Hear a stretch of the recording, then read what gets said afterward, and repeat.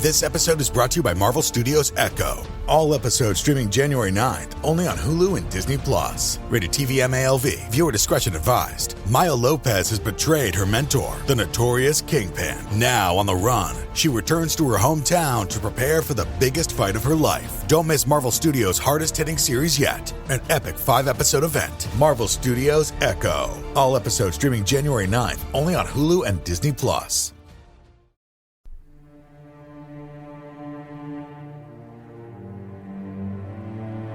Hello, and welcome to Scare You to Sleep. I'm your host, Shelby Scott. If you're a fan of the guided nightmares, please stay tuned after this week's stories for a special message about them.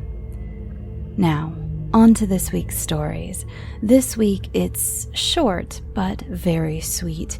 These stories are both incredibly haunting. Haunting, you say? Why, yes, I did, in fact. The name of our first story this week is A Haunting by Marissa Yates.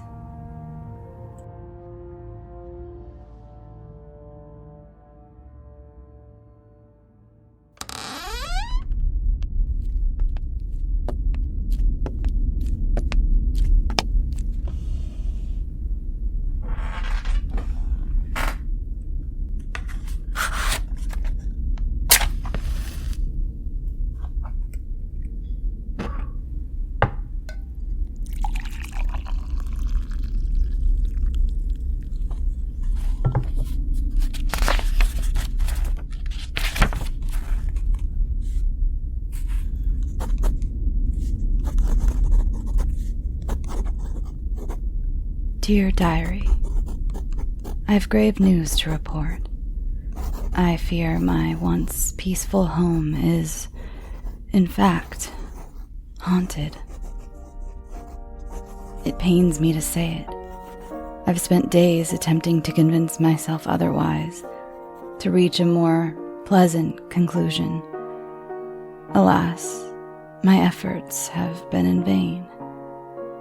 There is simply no other possibility that so thoroughly and satisfactorily explains these occurrences. I shall start at the beginning. Perhaps dictating my experience will enlighten me to the truth. As you know, this has been my home for as long as I can remember. I grew up here, and content childhood memories grace these rooms. It is, I suppose, why I have chosen to stay here. Nowhere else soothes me so. The bright yellow wallpaper in my bedroom warms my heart and brings joy to my mind. It is a fixture in my earliest memories. My mother had such a way with colors. It was as if she knew that yellow was the color of my soul. Likewise, my furniture remains as it was. My canopied bed brings dreams of royalty and riches. The dark-stained bureau is finely crafted and so heavy that I do not feel I would be able to move it even if I wished to do so. White paint peels off the thick windowsill where I used to sit and read my novels. I must confess, as a child I loved to pick at the thick, malleable paint and peel it off in long strips. Some spots peeled easily and cleanly, while some chipped, but I refused to relinquish their tenuous hold. It fascinated me. The window overlooks the manicured grounds. My father had a vast garden of rose bushes planted for my mother. Stone paths were laid throughout the garden, creating a labyrinth of fragrant red and white buds and sharp thorns that were carefully kept far from the path with weekly trimmings. I remember playing hide and seek with my mother there, sun-soaked stones warming my feet, and the rich floral scent filling my nose. I see my mother running towards me, her hair escaping its intricate knot and framing her freckled face as she catches me up in her arms and spins us around in a blur of fabric and loose petals and laughter. My apologies. Nostalgia has distracted me. I simply meant to convey my attachment to the dwelling. It is, I feel, necessary to fully understand why the situation distresses me so. You see, nearly a fortnight has passed since I first noticed something unusual. I was sitting in the high-backed velvet chair by the fireplace, reading one of my stories. It was a cold evening, and while the fire warmed my left side, my right was vastly aware of the chill. As I turned the page, I noticed a distinct warmth pass through me like a summer breeze. Naturally, it startled me. I could think of no logical explanation for such a thing. It disappeared as quickly as it came, and I assured myself it was merely my imagination. But not even 2 days later, as I was preparing an evening meal, my candle extinguished on its own accord. I stared at the thin tendril of smoke curling toward the ceiling. No windows open, no draft present, and no worldly explanation for yet another odd event. I lie awake for most of that night. Since then, it has only escalated. Warm spots dart about the house. The candles blow out at an invisible will, and the closed guest room doors open to unseen hands. I must say, my nerves have been the true victim of this experience. Every creak and groan of the old settling house causes me to leap out of my skin, and I am unceasingly anxious in the one place I should feel truly safe. I dare say I have even spotted the form of a stranger moving through the shadows on more than one occasion. It is happening more often, almost daily now. I fear what the future may bring. I will write again soon, as I come to terms with what is happening and consider possible solutions. This is, after all, my home. I will not share it.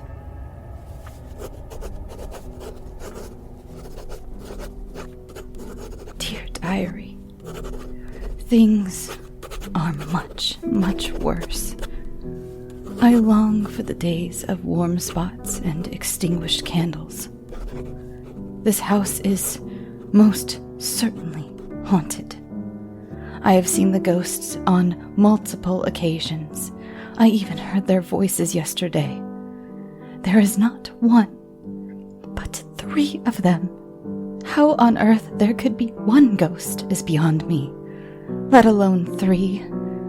How could there be ghosts if no one has lived here but me? Perhaps my paranormal education is subpar. I was of the belief that ghosts only inhabited the place in which they perished. However, I was clearly mistaken. I will attempt to describe the forlorn souls which I have seen, but their garments were unusual. I fear I do not have the appropriate words. Thus far, I have seen a man, a woman, and a young girl. The man was clean-shaven and handsome, but wore odd blue trousers and a shirt with a faded picture on the front. The woman, to my astonishment, wore an almost identical outfit. Her picture shirt was tucked into the blue bottoms, whereas the man's was not. The young girl had a checkered dress of bright pink with 2 different shoes. One was a fancy black dress shoe. The other was blue with white on the bottom and had laces like a man's boot. I have never heard of ghosts in such dress. It is truly curious, and were I not in fear of my life, I suppose I would wish to speak with them. Alas, as I am seeing them frequently, I presume they have taken up permanent residence. This will not do. They entered my home uninvited and unwanted, and I have no choice but to put a stop to this nonsense. Yet, I have never encountered a ghost before. What is one to do about such a thing? I know no priests or mediums, so I have dedicated much of my time to praying. I will write again, and if my prayers are answered, all will be well once again. Dear Diary, it is odd, but since the ghosts arrived, I almost believe the other things have been changing. The yellow wallpaper in my room seems faded, worn, older than it truly is, and a glance to the garden yesterday sent shivers up my spine. There were no roses on the bushes. The day before it had been a canvas of red and white and green, yet all I could see was brown. It was as if winter had fallen overnight, sending the bushes to an early slumber. As I'm sure you've surmised, my prayers have gone unanswered. The ghosts frighten me so, and I have taken to spending almost all my time in my room. I find I'm not hungry these days, and have no need to venture to the kitchen or outside for a stroll. I'm thankful for that. I am sure it is because of my nerves. I continue to pray and hold on to hope that I will wake up from this nightmare soon. The ghosts seem to be most active when I am trying to sleep. They bang around, and I swear they must be moving my mother's beautiful furniture. I suppose I will go check for sure when I am finished writing. I would never dream of changing anything in this house, and the thought of them disturbing the beautiful rooms brings tears to my eyes. My mother would be absolutely heartbroken. She had poured such care and love into this house and into our family. When I think of her, my anger overpowers my tears. I must do something to evict them. They are ruining my home. Praying has not been working, and I'm finding it harder to do. I am always exhausted afterwards. It is as if it steals away with my energy. It seems as if everything steals my energy lately. I suppose my next plan is to venture out of my room when they seem to be asleep. I will assess their damages, and perhaps there is something I can do to remind them that I am here and they are not welcome. Is it possible they could be unaware of my presence? Perhaps they came believing this house was empty. I shall attempt peaceful contact first and foremost, as is proper. Will write again soon. Dear Diary, everything is terribly wrong. I was correct in presuming that they were rearranging my mother's furniture, but that is not the worst thing I discovered. No, they are not only moving the furniture, they are removing it from the house entirely. My father's large oak desk is sitting on the back porch as I write. When it was in his study, I could feel his presence, smell the smoke from his pipe, see him sitting at it, the end of his pen between his pursed lips and his left hand shoved into his hair, sticking strands up every which way. He always said that was where he could focus best. But when I gazed upon it through the closed door, I saw nothing but a pile of wood. They had stolen my home, and now they were stealing my family. I investigated the entire downstairs, feeling more like a stranger in every room. It is remarkable, but I almost feel like I was trespassing on them. As I toured the foreign rooms, a board creaked behind me. I froze, terrified of encountering one of them face to face. I gathered my courage and turned to find the outline of the small girl in the doorway. A bright light streamed in from behind her dark figure, and I could barely make out a stuffed creature clasped in one arm. We stared at each other, neither of us moving, for what felt like an eternity. Could she see me? None of them had shown any sign that they had seen me, and due to my fear of them, I had put in careful effort to avoid them as they made themselves more comfortable around the house. But it would stand to reason that ghosts could see us more than we could see them, wouldn't it? Perhaps they had been acting this entire time, pretending that I was not there and attempting to play games with my mind. Without warning, the girl had erupted in a blood-curdling wail. I leapt into the air, frightened beyond belief, and flew to the door across the room to escape. As I fled to the safety of my room, I heard heavy footfalls cascading down the stairs and frantic woes crying out for the girl. I had no desire to know what was happening. I slammed my door behind me and trembled as I grasped at the key and locked the door as quickly as possible. Why on earth would a ghost be afraid of a human? Is it simply because she was young? Children are scared of most things at that tender age. Perhaps the poor thing was too young to understand that she was a ghost at all. There simply shouldn't be such young ghosts. It is horrendous, and I cannot bear to think of what sent her to the other side of the veil. Thus, here I am, locked in this horrible room. I hate it, and cannot imagine why I used to love it. Did I truly love it before? I do not remember. The wallpaper is tearing away from the wall at the seams. The faded yellow is sickening.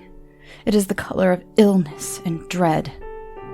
Dust coats the bureau and fills the air, suffocating me as I stare out into what had once been the garden.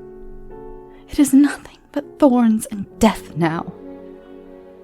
I have not tasted food nor slept in weeks. Surely I will not survive long in this state.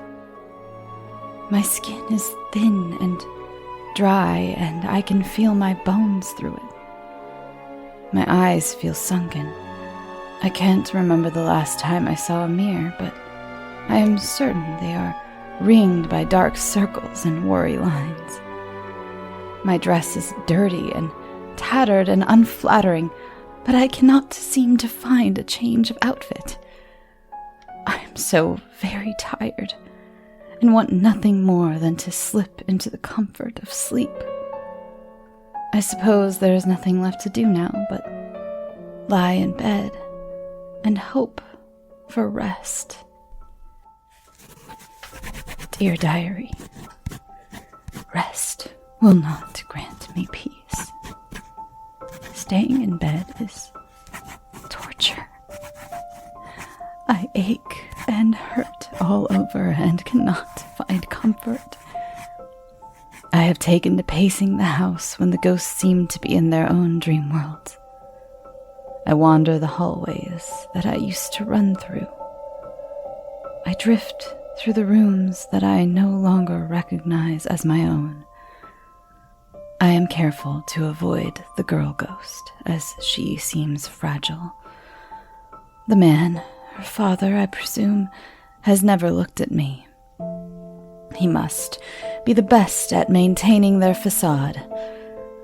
The woman, her mother, has locked eyes with me on a number of occasions, but still pretends not to see me. They are winning this game they started. Somehow they came into my home and removed my things, and yet I am the one who tiptoes around them.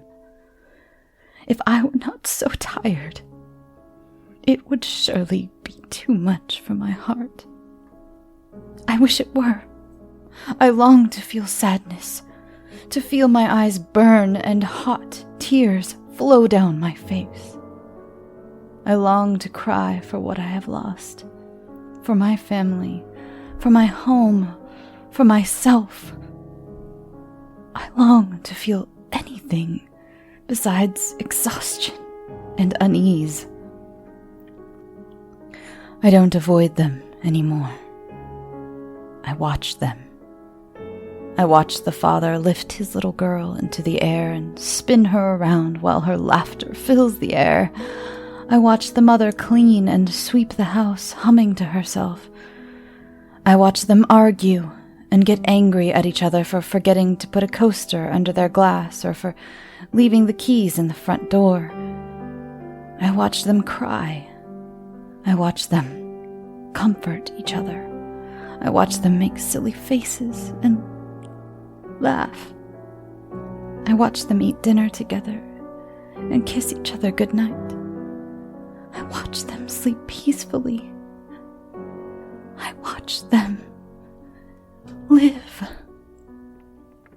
Hey there, it's the new year. You've got mood boards and resolutions, and work is back in full swing, and you don't need any extra stress in your life. And Factor's ready-to-eat meal delivery takes the stress out of meal planning and sets you up for success in the new year. Skip the grocery stores, prep work, and cooking fatigue. Instead, get chef-crafted, dietitian-approved meals delivered right to your door, with over 35 meals to choose from per week, including options like keto, calorie smart, vegan plus veggie, and more. Plus over 55 weekly add-ons. You'll have a ton of nutritious and flavorful options to kickstart your resolutions. Forget frantic lunch preps and rush dinners. Factor's 2-minute meals are your secret weapon in the new year. Fuel up fast with restaurant-quality meals, all delivered right to your door. Factor now offers loads of snack options like breakfast, smoothies, juices, snacks, and more to keep me going no matter what's on the schedule. Skip the overpriced takeout trap. Factor is cheaper and way more delicious than takeout. Get chef-crafted, restaurant-quality meals delivered right to your door. They are ready to heat and eat in just 2 minutes, which means more time for you. Need a special occasion meal? Gourmet Plus is the perfect solution if you're looking for fast, upscale options done easily. When things get hectic, Factor is flexible. Change up your order every week with plans from 4 to 18 meals per week. Or pause or reschedule your deliveries anytime. Stress less over meal times in the new year. Factor's no prep, no mess meals free up time otherwise spent on shopping, cooking, and cleanup. No more wasting time in the kitchen. Not only does Factor offer fast, simple solutions when I'm too busy to cook, they also help me stay on top of my goals. With offerings like Protein Plus and Keto, I can stay on track. This is definitely going to come in handy for my New Year's goals. Factor has everything I need for a week of flavorful, nutritious eats. In addition to ready-to-eat meals, they have cold-pressed juices, smoothies, energy bites, extra protein, veggie sides, and more to keep me energized during frantic times. Head to factormeals.com/scareyoutosleep50 and use code scareyoutosleep50 to get 50% off. That's code scareyoutosleep50 at factormeals.com. As many Scary to Sleep fans know, I've been going through a lot of changes in my life. And one thing I've been doing is getting my finances much more organized, and that includes paring down some of the subscriptions I pay for. It feels like everything is a subscription these days, be it for the gym or streaming services or music. The list goes on, and something that has helped me tremendously is Rocket Money. They not only helped me cancel subscriptions that were a pain to try to do myself. Have you ever tried to deal with some of these companies directly? It's just a headache. Rocket Money also alerts me when the subscriptions I did keep go up in price, giving me the ability to weigh my options and keep those little extras that add up oh so quickly in check. Rocket Money is a personal finance app that finds and cancels your unwanted subscriptions, monitors your spending, and helps lower your bills. I can see all of my subscriptions in one place, and if I see something I don't want, I can cancel it with a tap. I never have to get on the phone with customer service. Rocket Money has over 5 million users and has helped save its members an average of $720 a year with over 500 million in canceled subscriptions. Stop wasting money on things you don't use. Cancel your unwanted subscriptions by going to rocketmoney.com/scareyoutosleep. That's rocketmoney.com/scareyoutosleep. rocketmoney.com/scareyoutosleep. Dear Diary, everything is gray. It blends and bleeds together, and I can't tell anything apart. I believe I may be going insane. A thought has invaded my mind, weaving and wrapping itself around my thoughts. It pesters me, urging me to open my eyes. It begins as a whisper. It's crescendo as smooth and gradual as an expert pianist's. Now it screams and pulses inside of me, and I can't ignore it any longer. I am afraid it speaks the truth. A truth that haunts me more than any ghost ever could.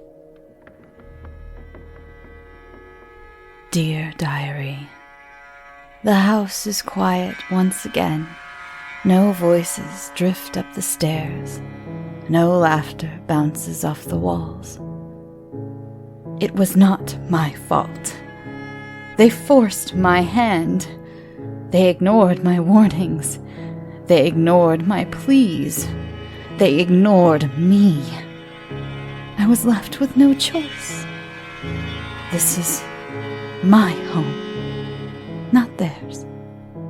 It is clear I was foolish to allow them to stay here, not just to stay here, but to feel safe here. If only I had not been so blind to the truth.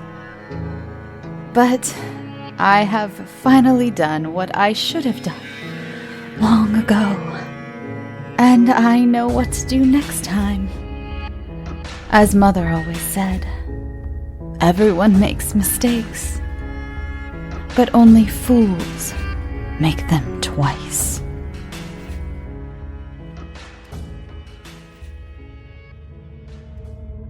Our last story of the evening is by author Dani Machan, who you remember from her story a few weeks ago, The Watchmaker. This is Pact.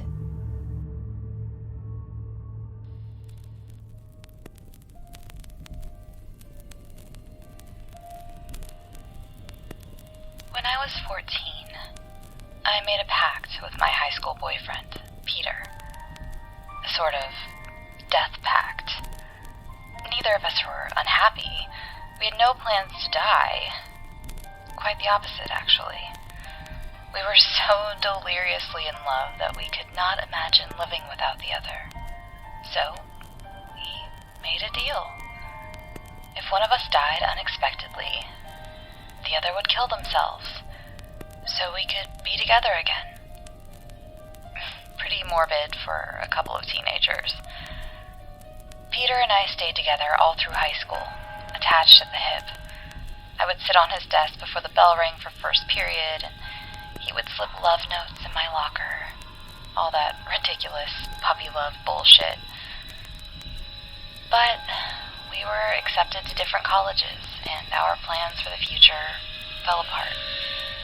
It was hard and it hurt, but we moved on.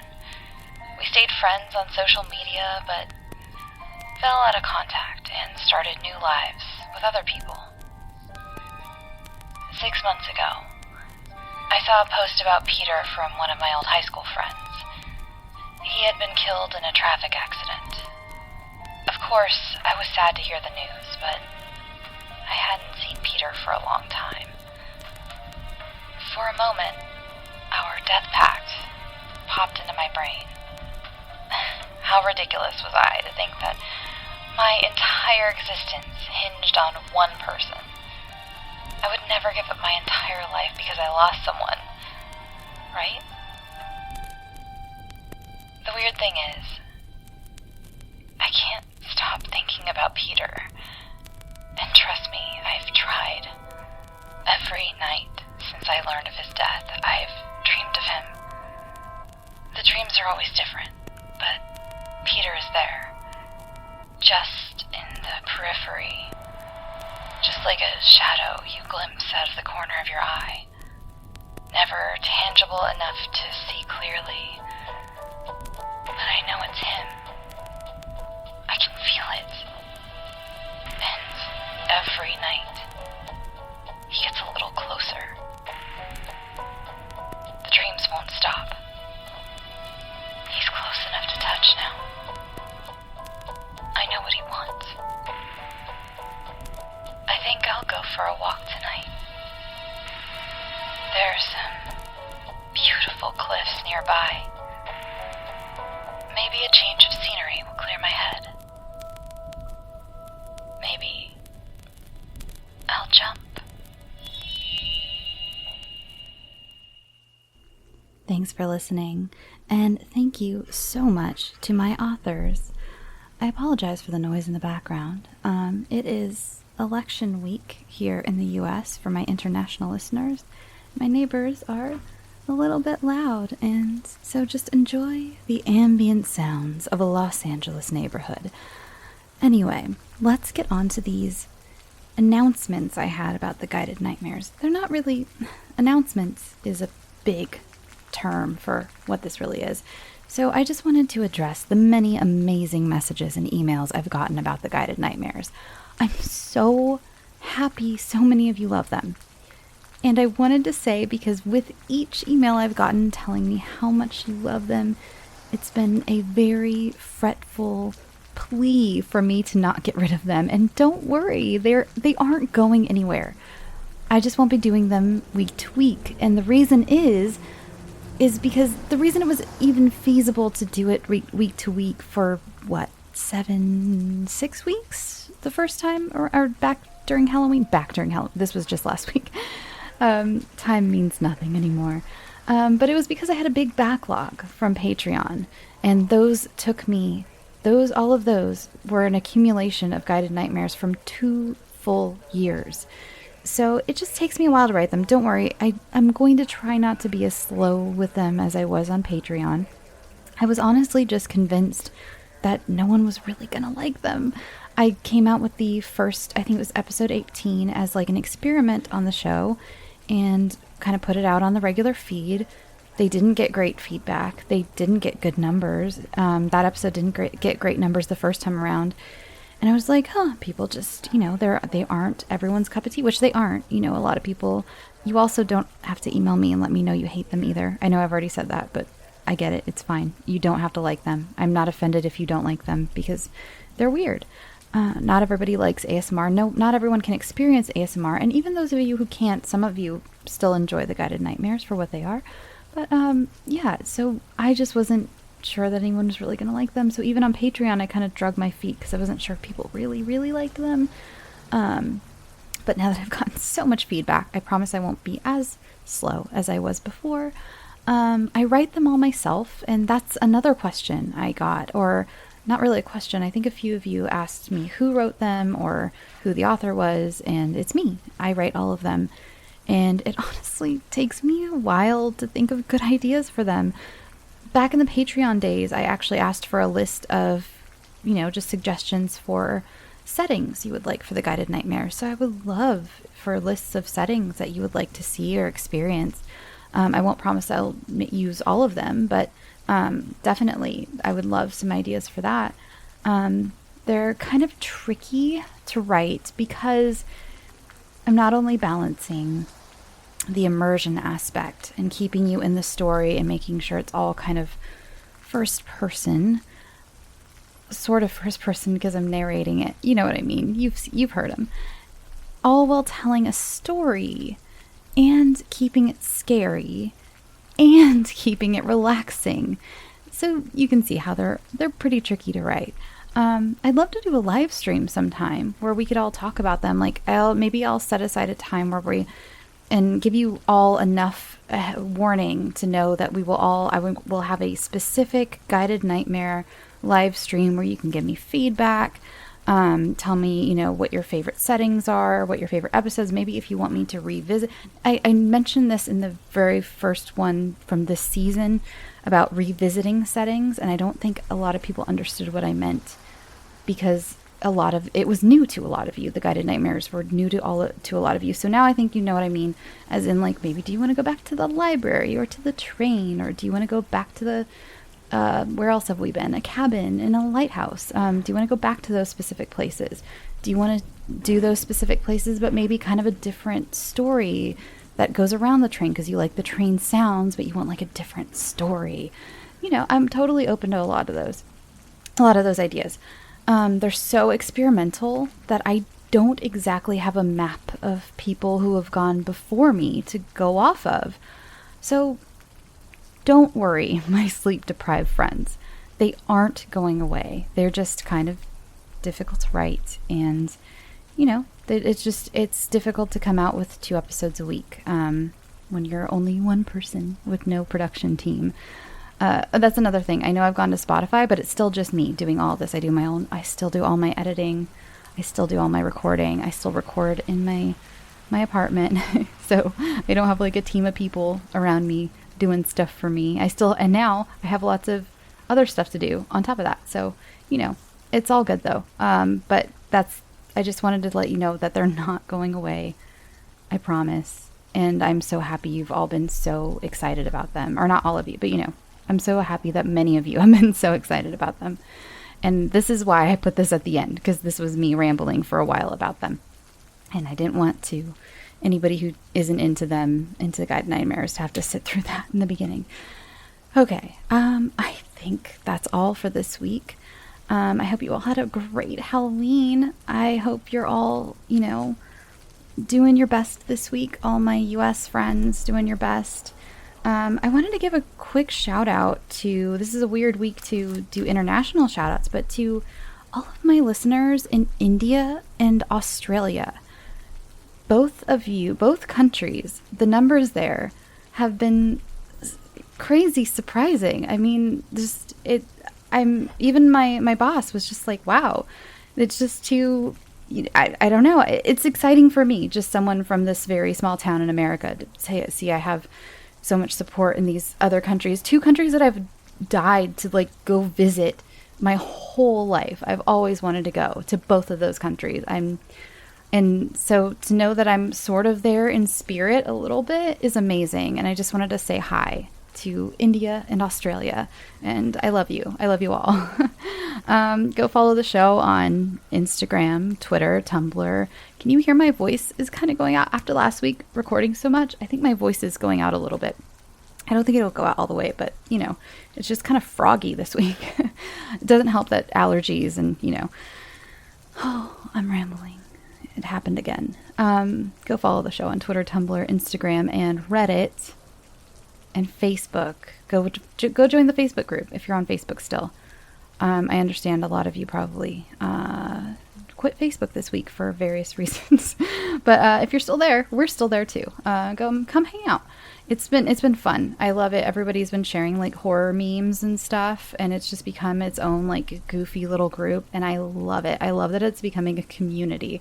Like, my dream is one day for there to be like little break off groups that are like just like the big podcasts have, like all the like Last Podcast on the Left and My Favorite Murder and stuff. They all have their little break off groups. I met most of my internet friends because of the Last Podcast break off groups, including Rosemary. Hi, Rosemary.